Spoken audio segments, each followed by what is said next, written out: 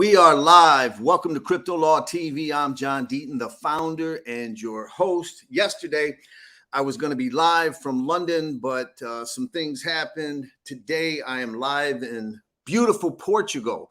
And take a few minutes with you. The reason I postponed it yesterday, I had this meeting with this young man who's dating my daughter, my oldest daughter. So as you can imagine, I had to postpone this live stream so I could sit down to that young man and explain to him that whatever he does to my daughter, I will do to him in every sense of the word.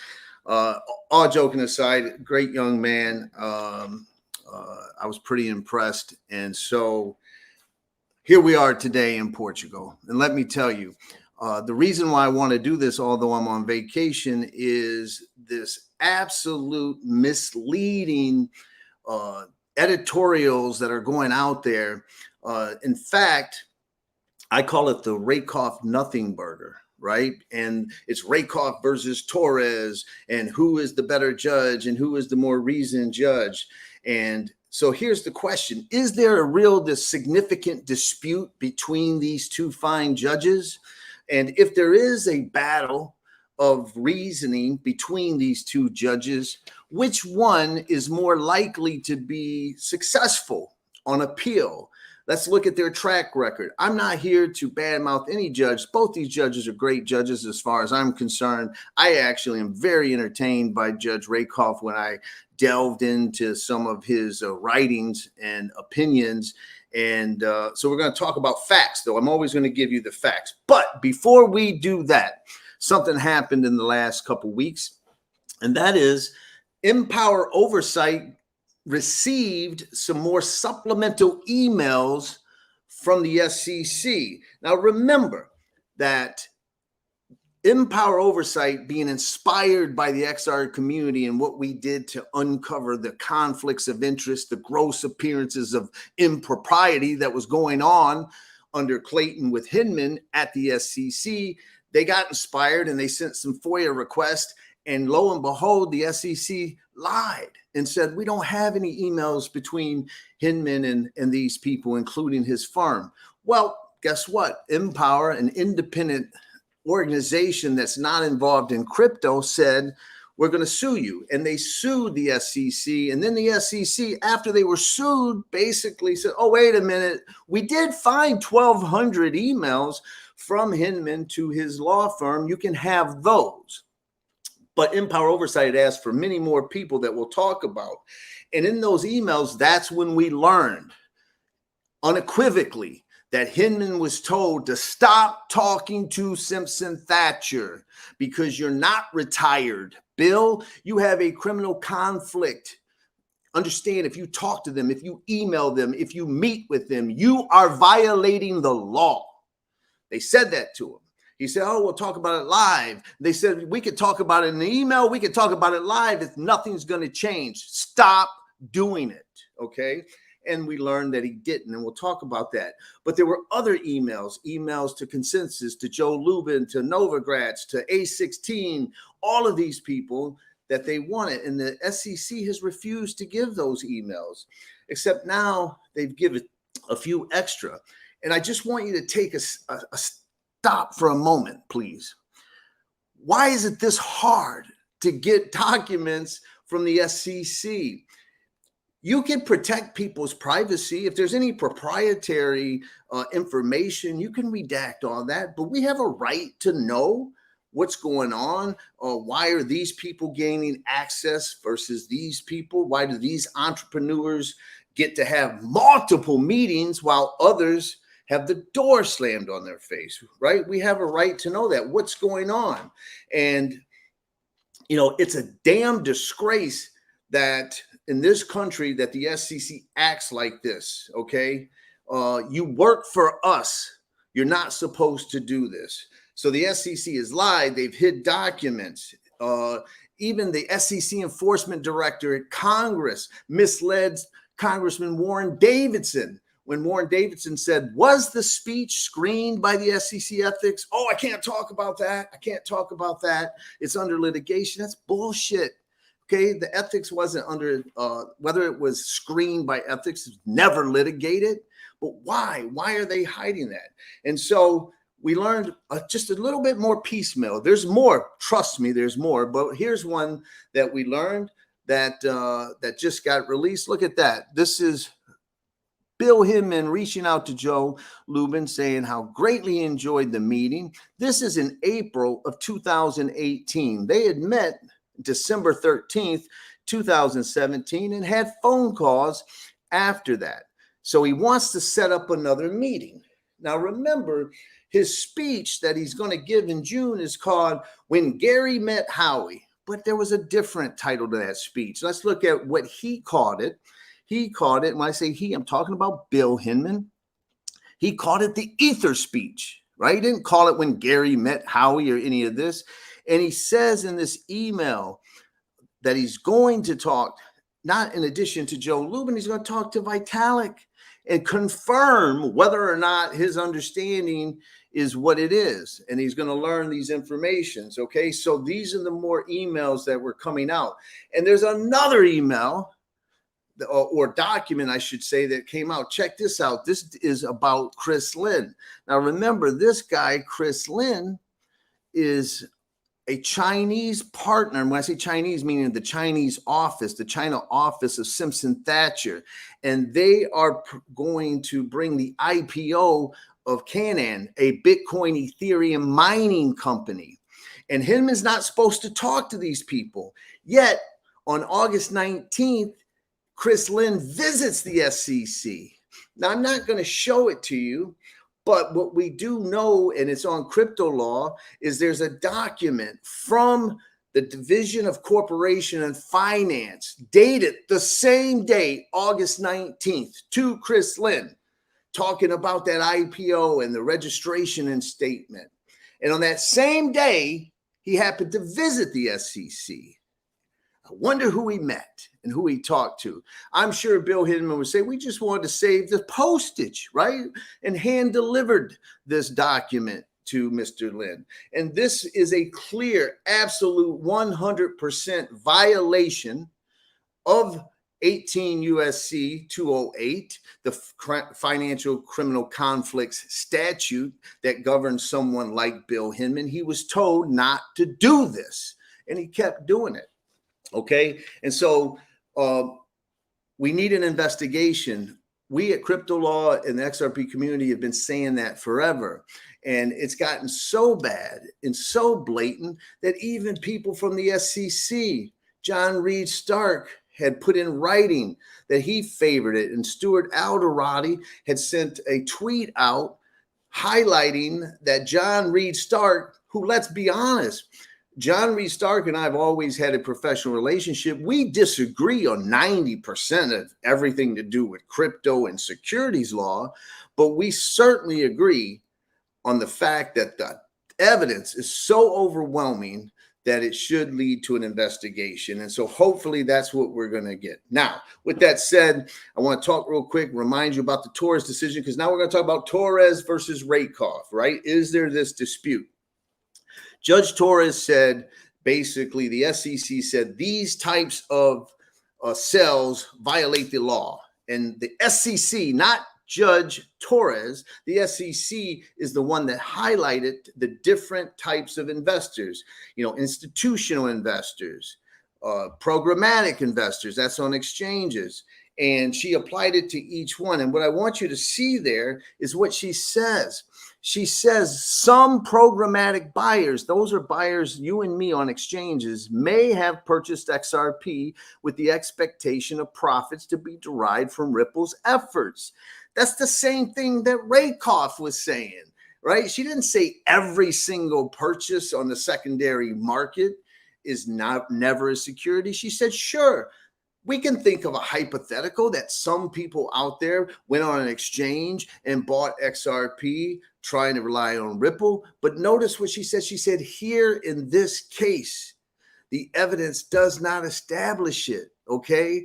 That's the difference. That's the difference. In this case, we go by evidence, okay? So her decision's really not as divergent as what everyone out there is trying to tell you. She didn't say that every token on the secondary market isn't a security. She didn't say every case it's going to apply. She said XRP with these facts. And that's what makes this case so unique and what gives XRP exclusive regulatory clarity right now. She said this case, these facts, this token, this technology, this defendant, this evidence.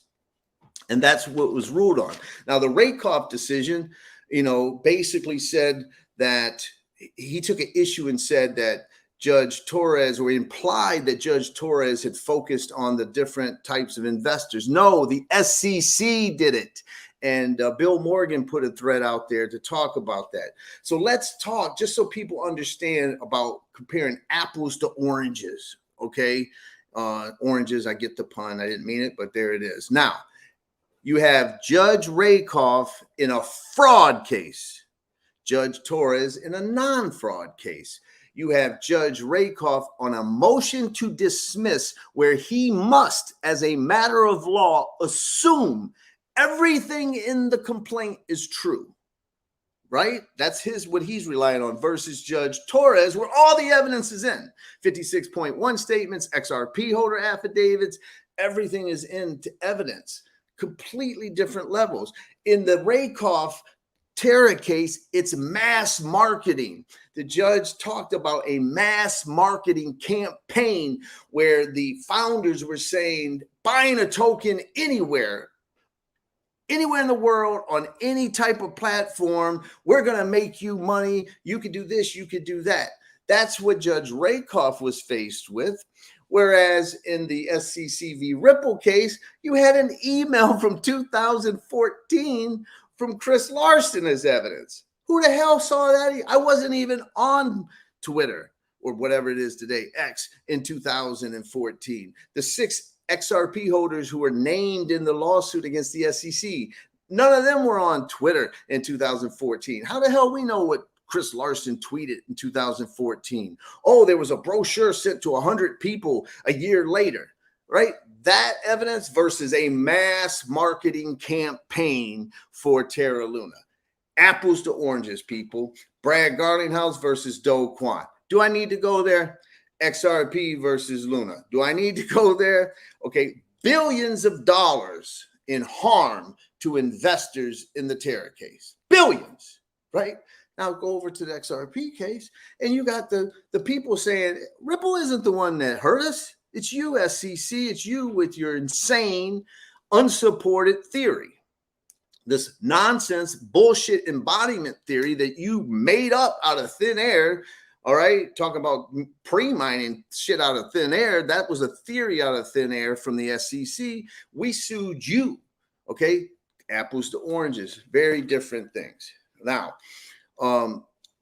what we learned, and Dave Weisberger, should give him credit, follow him. He had a tweet out there, a thread where he was talking with Charlie, where he said, look, what we know from both judges is that if you're a founder and you are marketing yourself and selling, those two things, you're marketing yourself and selling a token to investors, it's a security. It's a security under Judge RAKOFF's decision. It's a security under Judge Torres's decision.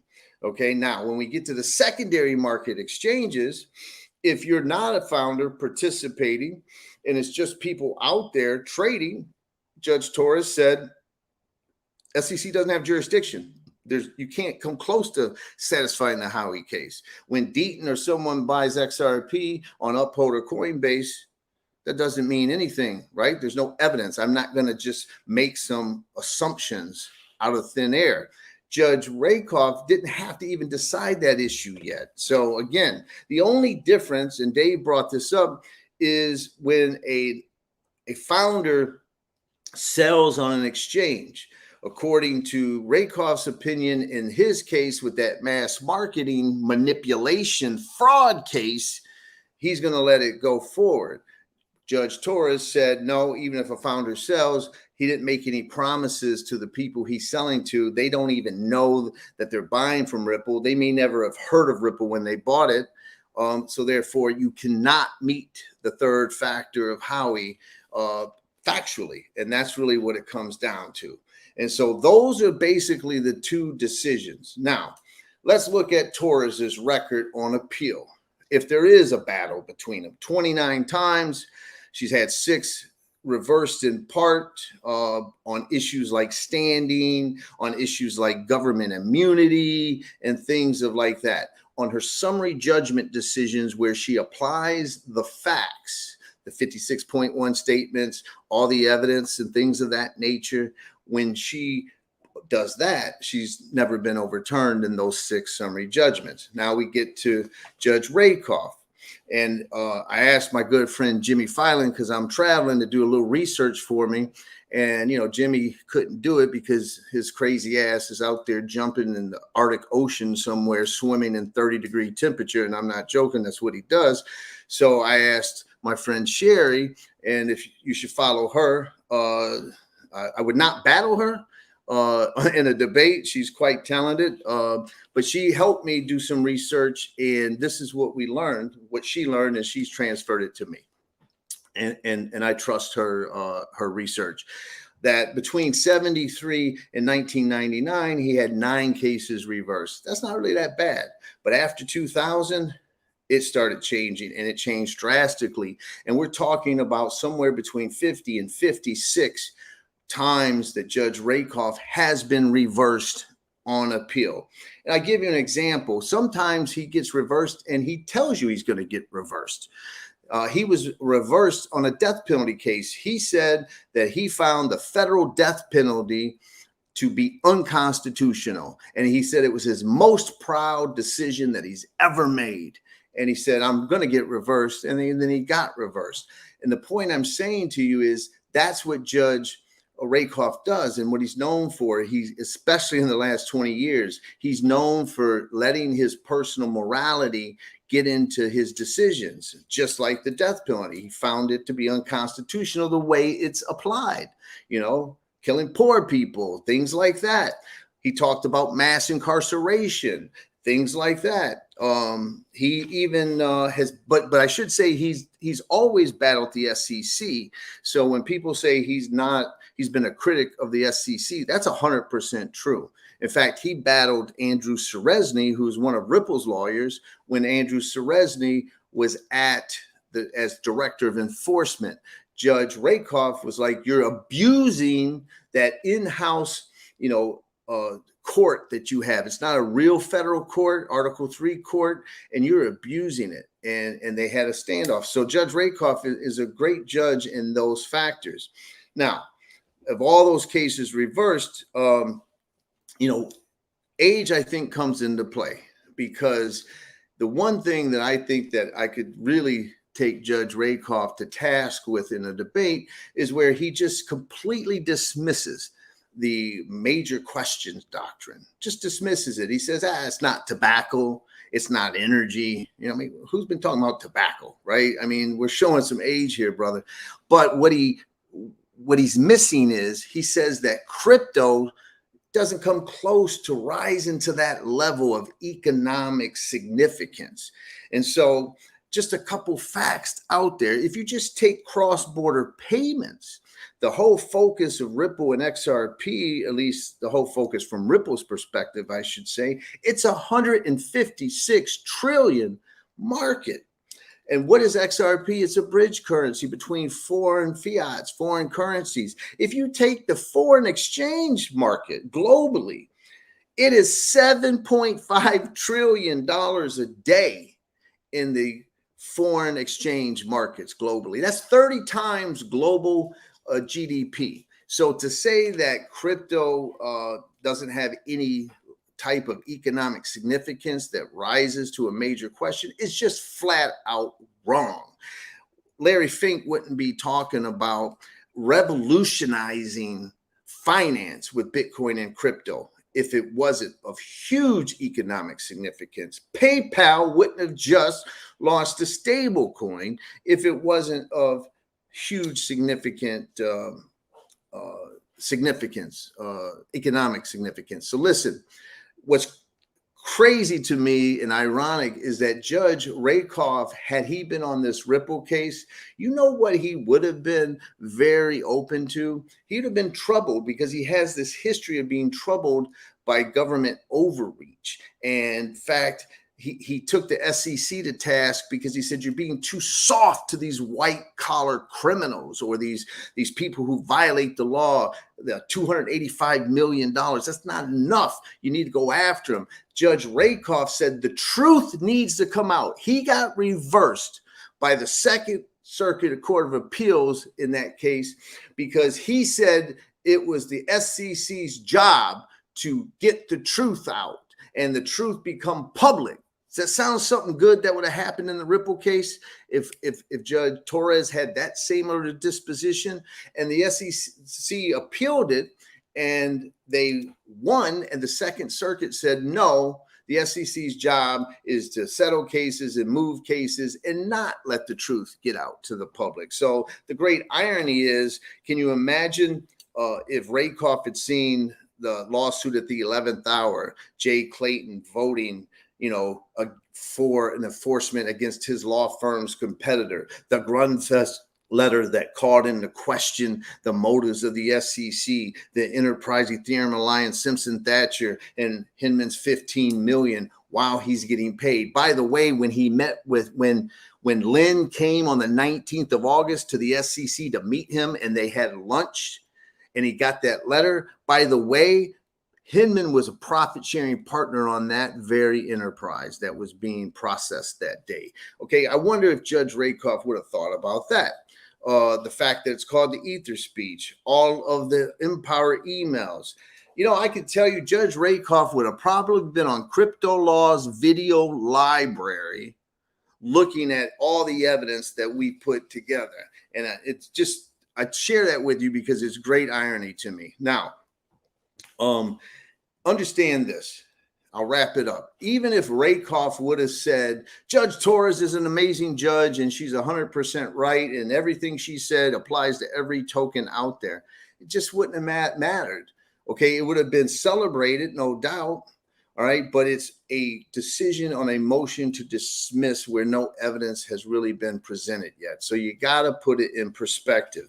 If the SEC is dumb enough to appeal this, to do an interlocutory appeal, they're going to regret it, because I can assure you that this Rakoff opinion decision is not going to carry much weight to the court that has basically reversed him over 50 times, where he's actually chastised the Second Circuit in some of his opinions. And so it just doesn't matter. It's a nothing burger when everyone says, oh, look, Rakoff completely changed the landscape of things. The Torres decision has now been trivialized or minimized. All right. I said I'm willing to bet a large significant sum that Torres does not get touched. And let me just remind you as I'm wrapping up how brilliant this decision is by Torres for XRP holders.